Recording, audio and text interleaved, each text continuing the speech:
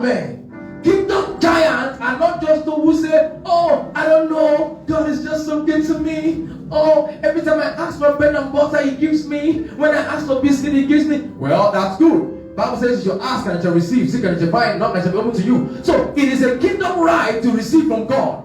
It's not a problem with God. But there has to be a movement from you just receiving things from God to bringing men into the kingdom. We cannot change a system existing on the same level with that system. We have been called to a higher life, and this call must be manifested. We cannot just say, no, I'm born again, I'm born again. Listen, being born again must move from what you say to what people can see and what you do. It must translate into exploit for the kingdom.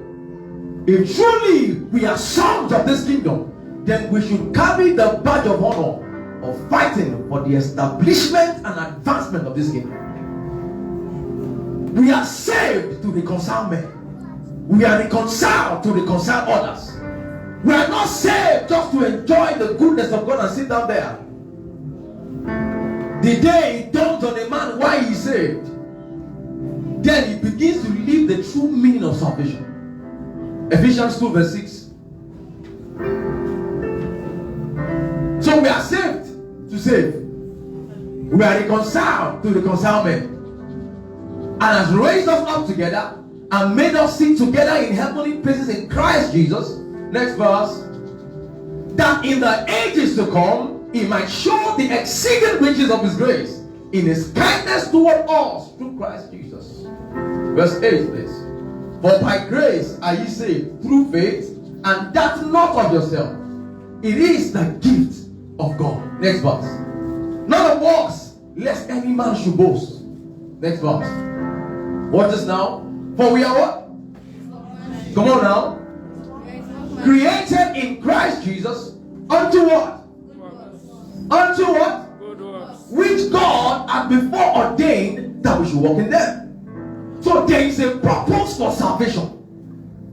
There is a reason why we are saved and kept on the earth. If the only reason why you are saved is to make heaven, you have no business being here a second after you get born again. It means that you are saying, Lord, I receive you into my heart as Lord and Savior. You will begin to ascend. You will sublime, dissolve, and go to heaven. But you are saved and left on the earth because there is a mission. You must carry your Christian life as a missionary. You are a man on a mission. There are works ordained for you to do before the creation of the world. Man is not saved to sit in his comfort zone. We are saved to serve. We are saved to save others. We are saved to populate the kingdom of God. And make no mistakes, this is not the work of one pastor or of ministry gifts alone. The work of ministry gifts is to equip you for the work of the ministry. Give me Ephesians 4 verse 11. So when you come to church, you come to meet a pastor. The core assignment of the pastor is to do this in Ephesians 4:11. And he gave some apostles and some prophets and some evangelists, some pastors, some teachers. Next verse. For the perfecting of what? Come on together, I want to go. For what? Number 2, for the work of the ministry, for the edifying of the body of Christ. So you can read this verse in 2 ways. You can read them in items. Perfecting of the saints, work of ministry, edifying. Well, fine. But let me say, this is what it does. For the perfecting of the saints, in order for the saints to do the work of the ministry, thereby and edifying the body of Christ. So, receiving anointings and impartations is not just to fall down and do break and pay. You know break and pay. You break, you pay. You fall down, you break chair. Every chair you have broken, souls must account for it. Amen.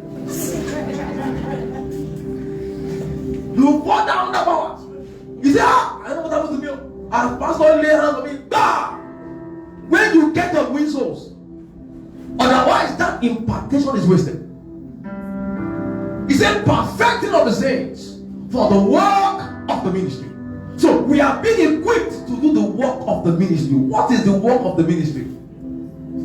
We say that reconciling what? Come on. Preaching on pulpit. Dishing rema.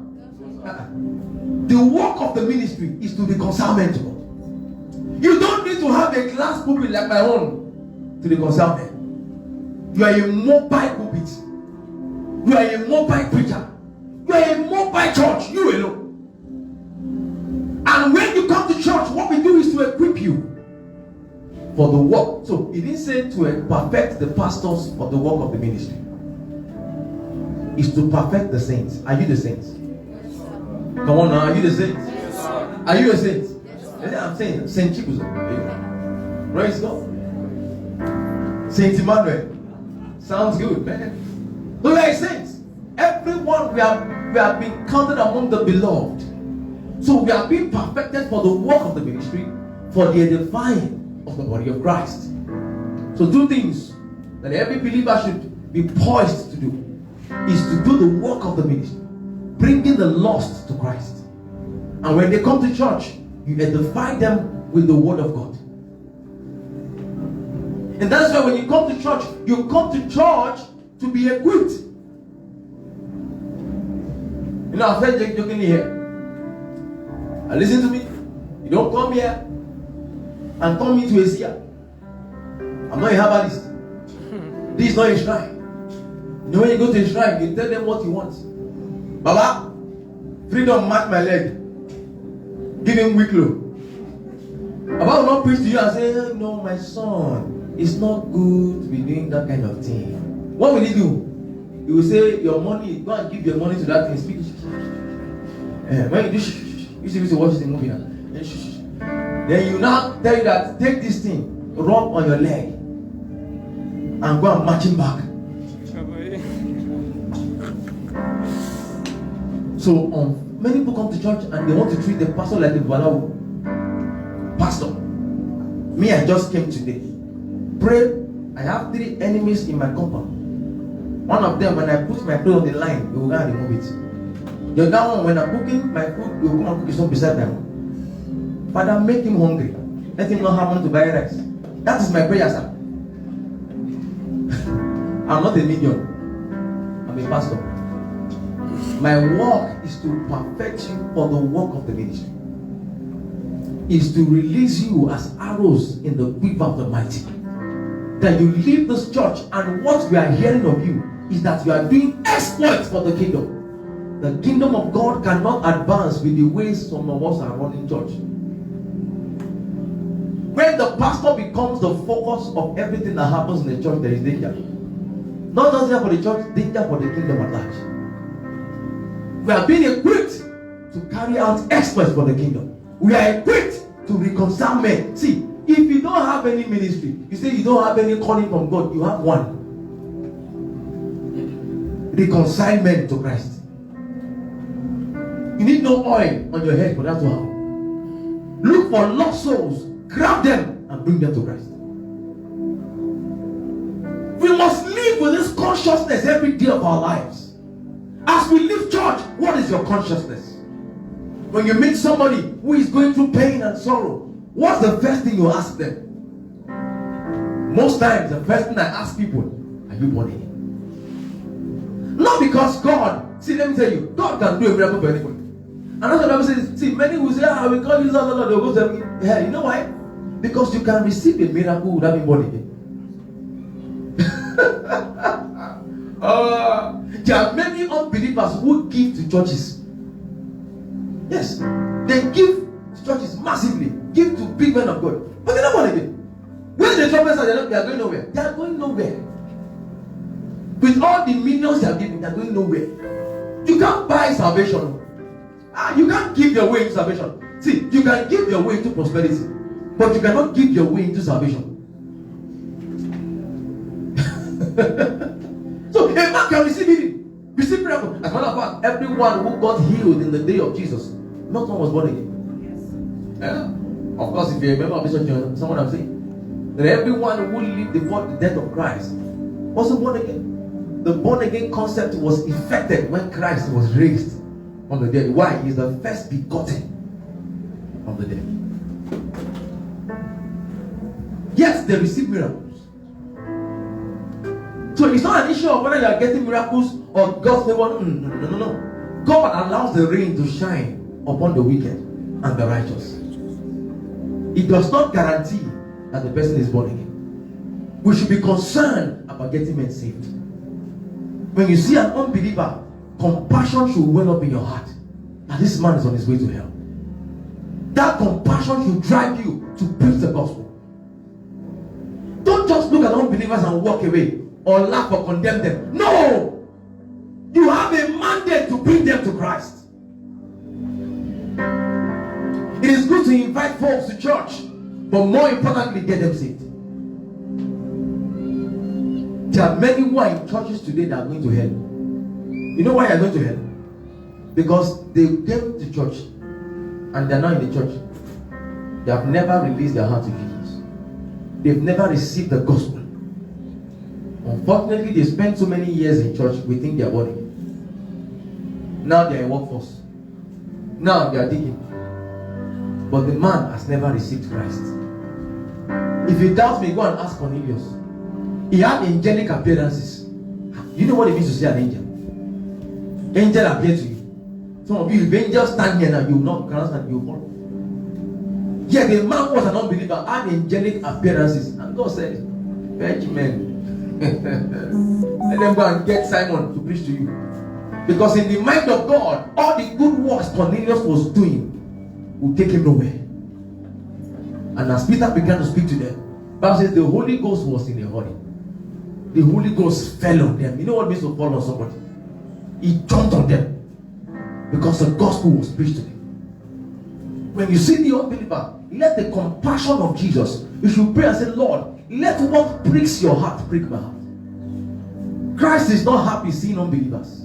He's not happy seeing men go to hell. Let me tell you, it is by principle that men who don't receive Christ will go to hell. Not because God wants it so. But by principle. The price for sin has been paid. Waiting for men to receive it. When men receive that reality, they change the course of their destiny. Salvation is the point where a man's destiny is altered. And a man was headed in the wrong direction. And by encounter with Jesus, his direction changed. Why would you deny men of such an experience? How would you enjoy God so much you don't want to share him? How do you enjoy being born again so much you don't want to preach the gospel? How do you enjoy praying in tongues for 12 hours yet you preach to nobody? Is it good to pray? This is good to pray. Christians need to pray. But more importantly, after prayer, what you do with the gospel is more important. Our capacity. Now before I pray 3 hours in tongues, now I pray 6 hours. If all that does not translate to reconciling men, it's a waste. Cost me anywhere. Revival is not only when men are praying. Revival is when souls are won. Large number of souls. One thing that marked the Azusa Street revival was not that men were speaking tongues. It's that God gave them the languages of nations. From that revival, men were sent to countries they had never been to. Spoke languages they had never spoken. And souls were won. Acts chapter 8, when Philip entered Samaria after the persecution, Philip raised the whole city. That the whole city was turned to Christ. He turned it upside down. One man. What marked the entrance of Philip was that souls were saved. The work of the ministry was being done. That river was marked by massive soul winning. And when it was done, he called Peter and John to come and baptize them with the Holy Ghost. But what marks the revival was massive salvation of souls. Saviors will arise sometime. Saviors, how do you judge the mount of Esau? It is not only in prayer, it is in dragging men from hell. How many of us know Lester Sumrall? He started ministry at the age of 50. But did massive exploits. When he was sharing the story of conversion, he said a woman came to him one day and said, Lester, even if you decide to go to hell, I will deep down in hell and bring you out. She was adamant on him getting saved. And every time she preached to him, he would turn her off. He would smoke and puff in her face. He said, see, me, I've said it. even if you enter hell, I will deep down there and bring you out. Hi. Where is that desperation today to win souls? Or we're enjoying God. How are you? I'm just enjoying Jesus. How can you enjoy Jesus so much you don't want to share him? You can't do that. We must rise in this kingdom. And we rise by pushing the frontiers of the kingdom forward. By advancing, by creating more influence of the kingdom. With the gospel. Hear the prayer. Let the gospel spread. The gospel will not spread by wind. It will spread by men. Hear what I've said. The gospel will not spread by wind. The wind can blow them in. It's the gospel that will increase the kingdom advance. In the day of Pentecost, Acts chapter 2, they were gathered and praying. The Holy Ghost came and they were praying in tongues. Prayed so much. And what happened? The Bible says all men, devout Jews who had come for Pentecost, they came together. And we're hearing them. Say, these men must be drunk. And Peter said, these men are not drunk as ye suppose. But this is that which was said of the prophets. It shall come to pass in the last days. I shall pour out my spirit upon all flesh. And your sons and daughters shall prophesy. Your young men shall see visions.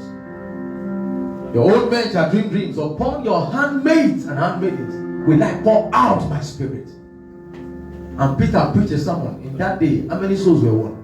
3,000 souls were won. That was revival. Whatever revival does not translate to soul winning is just energy flexing. And we can flex energy. I can pray in tongues. You can go and do praying in tongues competition. God says, yeah, let's start. And by the time you are doing 5 hours, someone is saying, Father, I thank you. That kind of prayer is good for you. It can edify you. It will even make you have capacity in the spirit. But hear me, sir, if you don't win souls, you have wasted it.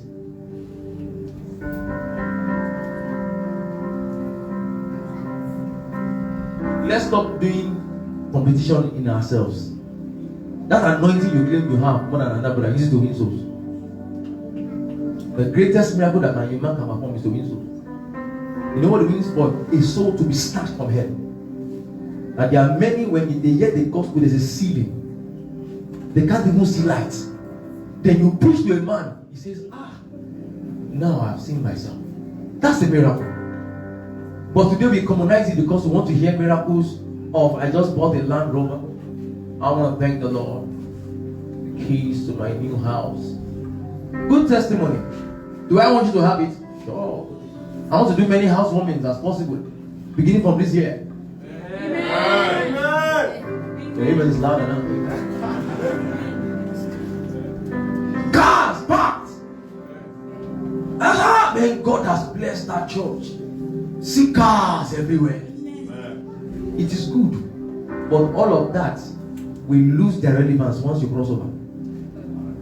What you will carry to heaven, and God will say there's a reward, is the souls.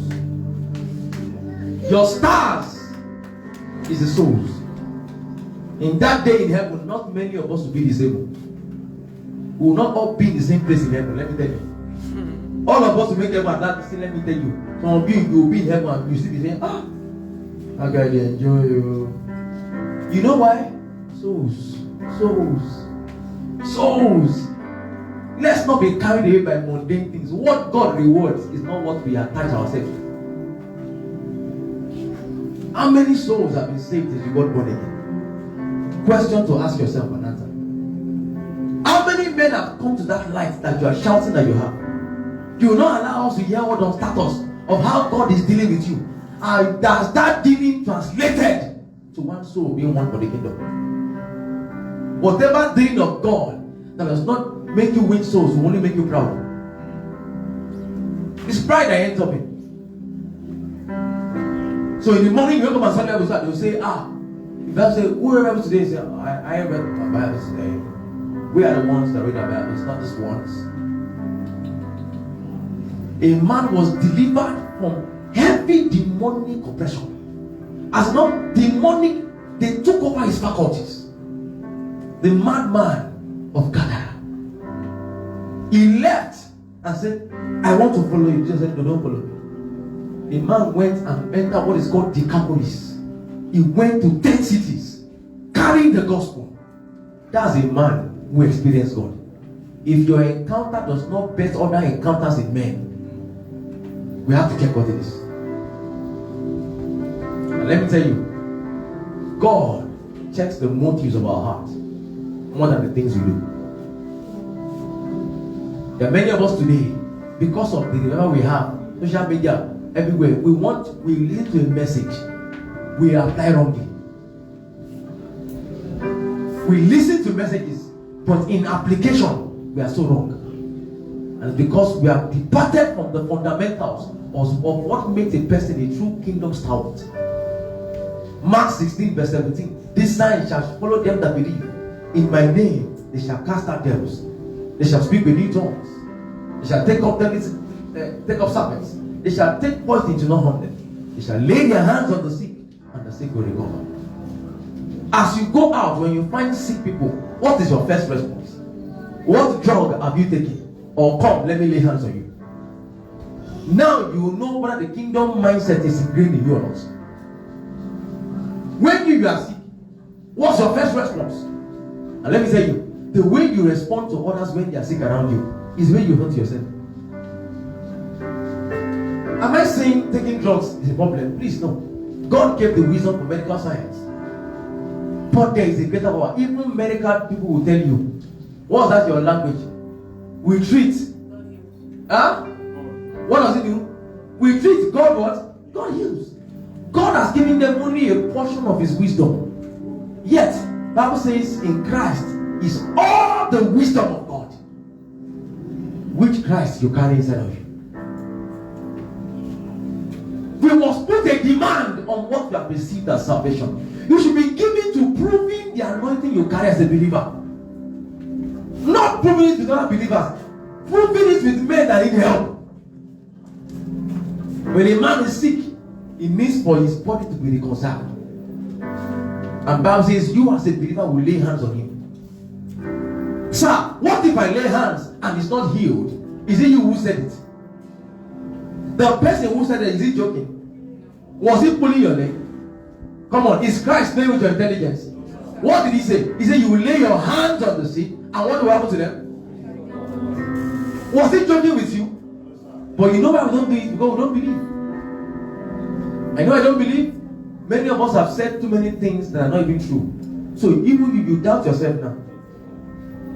So if you don't believe yourself, how do you believe God? The problem with lying too much is that if time will come, you don't even have faith in your own words. First, it is lying to others. A time will come, you don't even have faith in what you're saying. You even something and you say, this thing will not happen. That's when you have entered the chronic level of lying. As in, and you need to say with every lie, there's a backup lie. You lie one, you need to back it up. And after a while, you will lose the power in your own words. How then do you want to have faith in Jesus? Yet he says, if you believe, you lay hands on the sick, they recover. You can pray for the sick. You can speak words to the sick. Every time I've had to pray for a sick person, I don't like to think whether it will happen. If I ever pray for you that you are sick, that time I was praying for you, I believed you were healed. So, but when I left, I was still feverish. If you come back and tell me, I will still tell you that you are healed. The man of God was one that had cancer. And the guy went and did the scan, came back. So the cancer is still there. Say, I'm not going to pray for you. The first time I prayed for you, you were healed. Go back and run that test. He went and came back. So it's still there. Say, I won't pray for you. The first time I prayed for you, that machine was defaulting. He said, when I prayed for you, you were healed. The guy ran the third test and came back and said, there's no more there. He said, he didn't leave now. He left the day I prayed for you. Can you be that stubborn in your faith? I don't mean stubborn. Stubborn in faith. I told you on Wednesday, stubborn faith is not stubbornness. I'm very stubborn. The devil knows I'm very stubborn. Let me tell you, you can be stubborn and devil will slap you. He slap your eyes clear. One and check those who are doing masquerade. One I walked on, the guy fell from the stick. I'm sure when he woke up, his eyes were clear.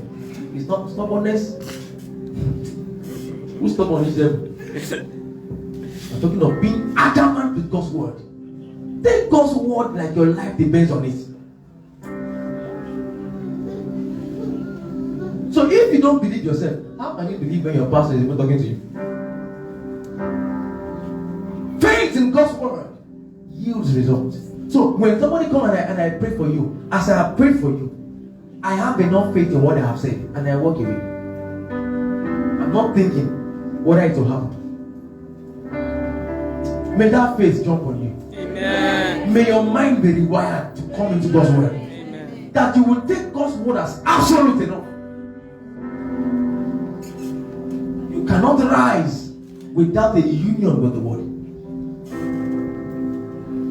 So winning souls is good, but there must be a union between your spirit and the revelation of God's word.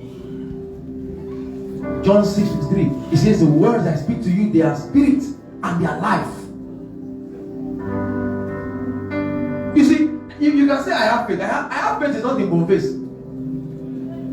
It's an encounter. When a man has encountered God's word, it will show in faith. It will show in your actions. Encounter with the word is not what you tell somebody. When seed enters a woman and she's pregnant, she can hide it for 1 month, but not for 3. No matter how small her belly is, after 3 months we know. So when a person is pregnant with the seed of God's word, it might take a while, but one day it will be obvious that there is a union between you and the word of God. That there is an impregnation of revelation. That God's word has taken root in you. It will begin to inform your responses. It will begin to inform the words you speak. And like Bakene Copeland said, you will begin to employ the use of kingdom words. Why? You have contacted the spirit of the word. Any revival that comes without the emphasis on the light of God's word is not a revival. No revival built on power alone can stand the test of time. Azusa revival scattered as fast as it came. Go and ask. What was missing? Being grounded in the word. Revivals have come in many ages. Everyone that shifted from the basic principles of scripture ended. Scattered. Read God's generals. Read their exploits and see what broke many of them. It was a shift from the word. When we began to, I told them, I said, for this church, you will hear word. For 1 year plus, I didn't lay hands on nobody in this church. Some of you came and met us when we were doing impartation. Ask those that began with me. 1 year, don't lay hands. Teach it. And that time is coming again. When you this my hand to come my head, you very precious. It's not pride. Because you see, you cannot be established by impartations. Good. What is in you, sir? What is in you? Union with the word is what stabilizes a man. As newborn babes desire the sincere milk of the word, that you may what? Grow thereby. Growth is predicated on how hungry you are for the word of God. That's why when a child is not sucking, the mother is concerned, because the child will not grow unless he takes milk. So hunger is a proof that somebody is growing. Lack of hunger for the word is a proof something's wrong. Where it doesn't prick you that you've not read the Bible in a day, there's something wrong you need to fix. Blessed are those that thirst and hunger after righteousness, for they shall be filled. God is looking for hungry men. God is looking for men that desire to grow. Desire the sincere milk. Not what you want to hear. What God has to say to you. In the last days, many shall gather themselves and have itching ears because of what they want to hear. They have what is in their mind before they come to church. And if you don't preach that thing, you're not a pastor. In their mind, they have what a pastor should be preaching. So they come and live the same way they came. To no fault of the pastors, but their own local demon that has blocked their mind from receiving light. Knowledge can be a burden. Knowledge can be a barrier if it is not hinged on the light of God's word. So I'm not talking about just knowing the word. Cramming scriptures is having a union. Is having a communion with the word. Where God's word has come into you and is beginning to reform your character. It's beginning to affect the way you judge matters. You now begin to see issues from the word. That when rebuke comes, you respond with the word. To many, what they call word is the one that excites them, not the one that rebukes them, not the one that corrects them. Christ has saved us. Oh, glory to God. Hallelujah. I'm saved. Hey, glory to God. Hallelujah. Is that true? Yes, it's true. But if the word can only excite you and cannot rebuke you, you are not yet submitted to God. It takes a man whose heart is submitted to God for God's word to be able to change. We must submit ourselves to God's word. You see, you cannot be arguing with the word. You cannot be arguing with God on what you think is right or what you think is wrong. No, in Christianity they are absolutes. In the world, I'll tell you wrong is relative. Wrong is not relative, it is absolute.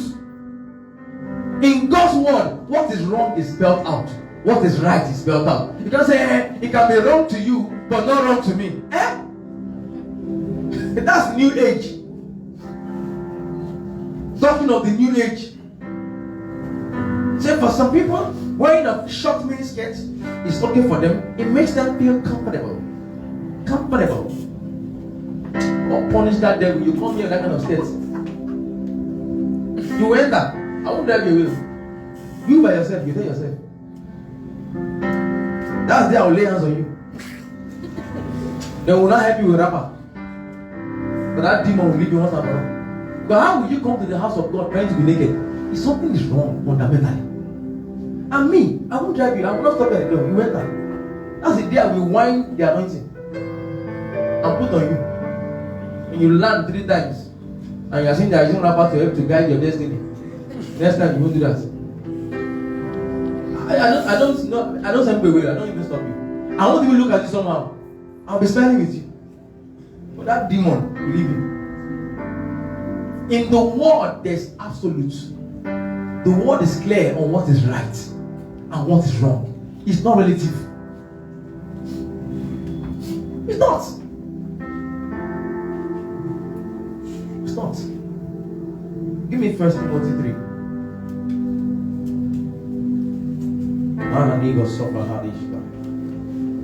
Verse 16.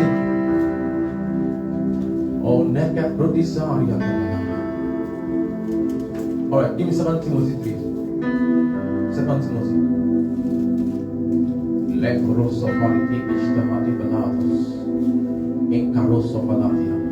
All scripture is given by what? Come on. And is profitable for what? For so 4 things there. What is doctrine? Teaching. Teaching. God's scripture is profitable for teaching. It's profitable for reproof.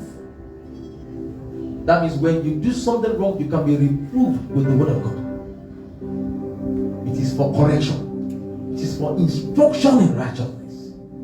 You cannot be saying, God, lead me, when the word of God has not yet led you. Because let me tell you, the devil can counterfeit voices, but he cannot counterfeit the revelation. He can even counterfeit the letter. Like he tried with Jesus Christ. But a man of revelation can be deceived.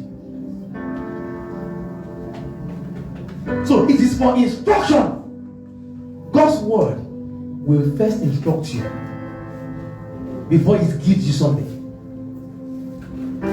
The word is a light unto my path and a lamp unto my feet. It takes your feet to walk on a path. But you see, if light is on your path, it is good. But there has to be lamp on your feet, so you don't stumble. So many of us are praying, but we are praying in darkness. Because prayer without the word is praying in darkness. The word itself is light. It is what gives light to your path.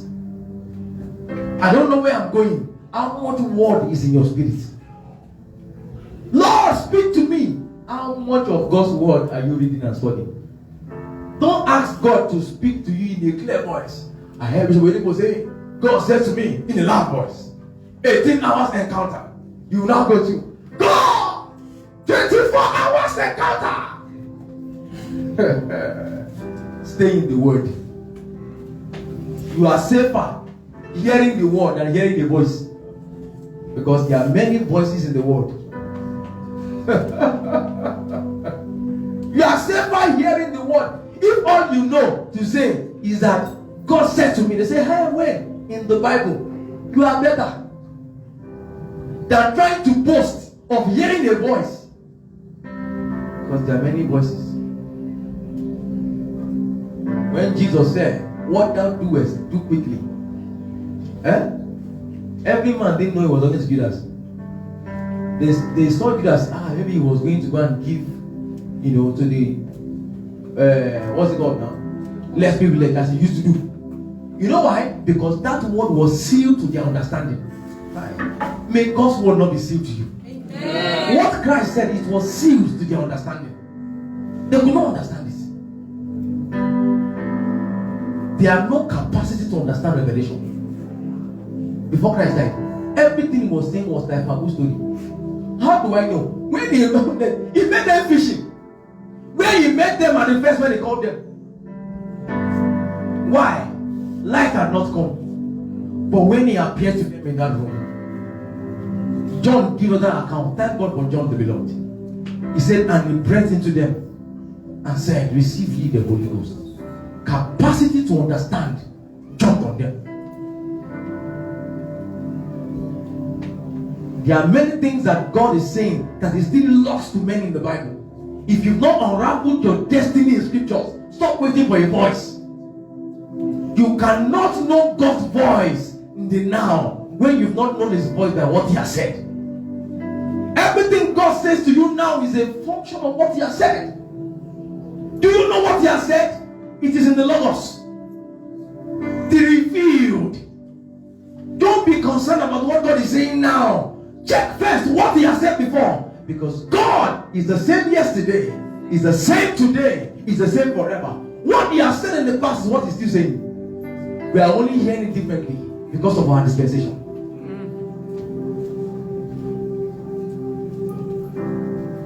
What God said to men of old, he said the same gospel that is preached to us was preached to them. He said, but it did not profit them. Not being mixed with faith in their heart. How does God's word gain union with your spirit? Is that it meets faith in your heart. You respond with faith in your heart when you hear the word of God. We must be given to men of study if we are going to grow. We must be given to hunger. We must whet our appetites for God's word. We cannot be comfortable being worthless and assume that everything is fine.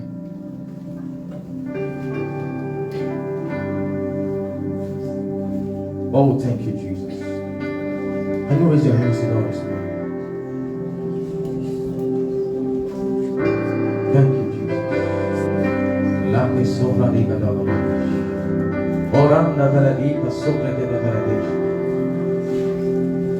Say, Lord, I'm submitted to your word. I'm submitted to the transforming power of your word. Say, my life, all that I am, is submitted to you and to every light of your word. In the name of Jesus, I refuse to harden my heart against your word. I receive instruction from your word. I receive light from your word. In the name of Jesus, I am taught by your word. I'm guided by your word. Thank you, Heavenly Father. Thank you, Heavenly Father. Oh, man, be so palatibaya. Anengre di so palatabaya. Eminatu so palatimanate. Enenge sabruta milenangas. Anenge risa palate beledigo sopra hene. Engoruza bele, goruza belate. Mene prinondo bele, kisa minava latikosia. Inanta bilage, siminore menige susa belede. Encrote bele, grosi verete. Nene che si senato. Men rico volotike e mena voruskelete le bruske tenando beleniga asido melegido asile morogosia tenate engriate sheminata en canenga ruselete e la mananiga siselata e canambre eticali monosa et beleniga simalana nahate e canega lesa zilatana e caruseletani minaconiata e cani mananiga sopra heneke e lusene pondo rikidasia tene haneka le catina anda. Who are the men? Who are the men, says the Lord, that will rise with the water I've given? Who are the men that will take this light and spread to the nations? Who are the men that will take the light to those who are in darkness? Who are the men that will walk with what I have said, that will lighten up the world with the word of my mouth? Who are the men that will publish that which I have written? Who are the men that will not be comfortable in their comfort zones, but we squeeze themselves out, but we say, Lord, we will not sit down, we will not eat until the gospel takes over the earth. We will not give sleep to our eyes until men be saved. Until men be saved, until hearts are converted, we will not be quiet. Who are the men? Mankavetika, Sabelete Minosia, and Criano Mosavalite Kosobrahai. Erostic Marie Behesi Kalamino Balakika, Eroneke Subrahane, Mandaregadizo Rahayata, Manikalimo Sobraha. Is it for I sent my son Jesus to save the world? Yet the whole world is not saved. Because those who are saved have sat down, have sat in their comfort zones. Now I waking up men, I tell men to arise and shine. For light is in you, light is on you. Why allow men stay in darkness when light is in you? Why allow men stay in confusion, in darkness? Why light is in you? For I, the Lord, put light in you for the world to see the light I put in you. Many now call Seminahana. It is time to arise. It is time to arise.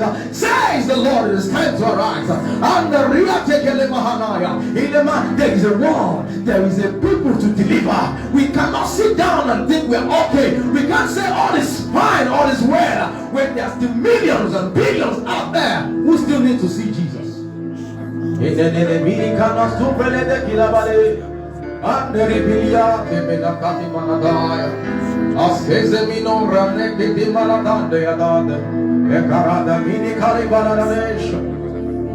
Oh, thank you, Jesus. And the Canio Savela Papania, and the Binia Sopra Catilla, Elamenande Cassicalavahani, a Carusela Temena Hanana Badiata, and the Delete, Isemena Hankata, and Triatemeneti Casalavande, a Shatanemon, Bilikitana, Eriana Bicasila Tahanameke. Is rising. Last Sunday, encounters of the God kind. Andreatina Kosahane, Menda Rogateke, that will do more than impress, but draw lost hearts unto God. I rise as a kingdom giant. I rise as a man ordained and commissioned to draw men into God's kingdom.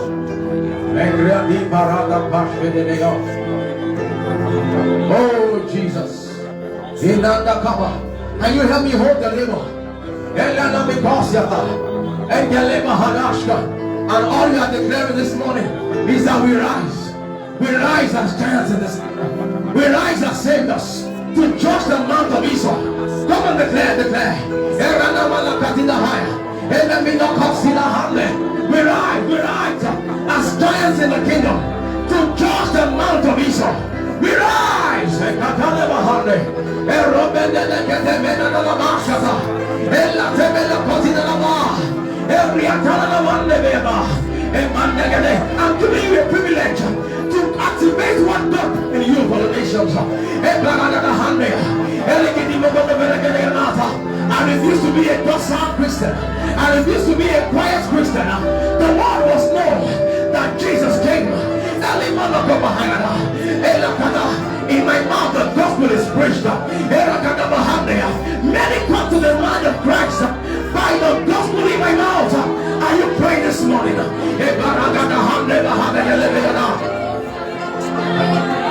cannot be here and the world stays in darkness. I cannot be here and have unbelievers as friends who are not converted.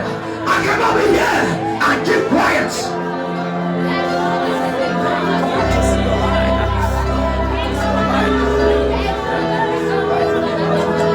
He's saying that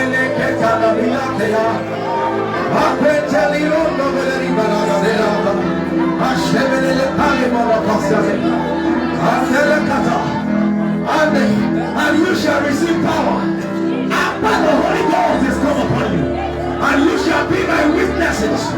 Witnessing, power is for witnessing. Power is not for show. Power is not for pride. Power is for witnessing.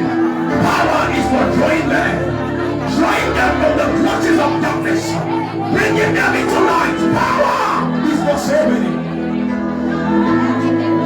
We arise and we call men to the kingdom. We arise as agents, emissaries of this kingdom. We cannot be quiet until the world bows to Jesus. We shall not keep quiet. Until my world sees Jesus, I won't be quiet. Until my friends see Jesus, I won't be quiet. Until my siblings know Jesus, I won't be quiet. Until my colleagues see Jesus.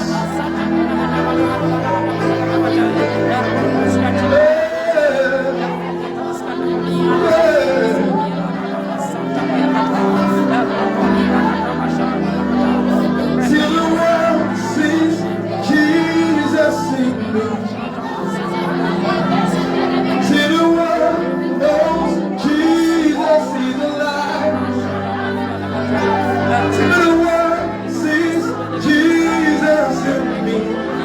I won't be silent. Silent. Yeah. Till the world sees Jesus in me. Hey. Till the world knows Jesus is alive. Till the world sees Jesus in me. I'll be silent. Silent. I won't be silent. Silent. There's a higher call. There's a higher call. There's a higher call for Jesus to be seen. There's a higher call. There's a higher call. There's a higher call for Jesus to be seen. There's a higher call. There's a higher call. Jesus must be seen me. He must be seen through me. I won't be silent. I won't be quiet till it's in me. On the yadi bela tuba, really more than belly here Salama. Ashandele Dorata Bayana. Thank you, Jesus. Aleka Rosa Latiga Rosa. Inangria Taliba Hando Belegasa. Ella the day that gets Sabolo Honda.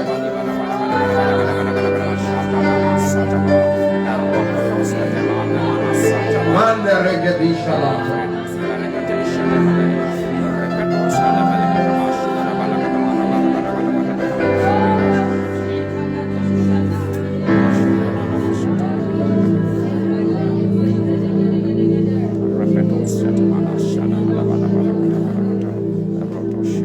Oh, Shantala Beredios.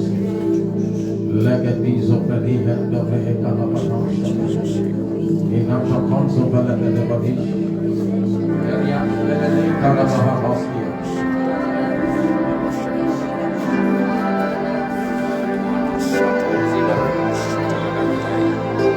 When William J. Seymour talked about revival, he went to a school organized by Charles Parham. Charles Parham is known as the father of Pentecost. He was the first man to emphasize that speaking in tongues is the evidence of the infilling of the Holy Ghost. And in the school of Charles Parham, it was a time when there was sectionalism. Blacks were not allowed to mingle with whites. So William J. Seymour, being a black American, was not allowed to attend the same class with them. They had to make an opening for him and he sat outside. But he was too hungry to let go. So he chose to sit outside and hear what was being shared. He sat there for months. Months and months went by. And then one day he left to America and began a prayer. As when William James Seymour was talking about the Holy Ghost baptism, he had not yet spoken a word in tongues. Yet he was bold enough to preach it because it was in the Bible. And right under his nose, a woman received the Holy Ghost and began to speak in tongues. Yet he was not discouraged. Why? He knew that what he was saying was in the Bible. He had not yet experienced it, but he was adamant with the word. Until one day, Mark 16:17 broke loose in his meeting. Men began to speak languages of countries they had never been to. And from that place, revival entered the world. Massive soul winning. Massive soul winning. The end point of every revival is to populate the kingdom. If God's kingdom is not increased, that was never a revival. If souls are not won to the kingdom, that was never a revival. Check the Bible in Acts.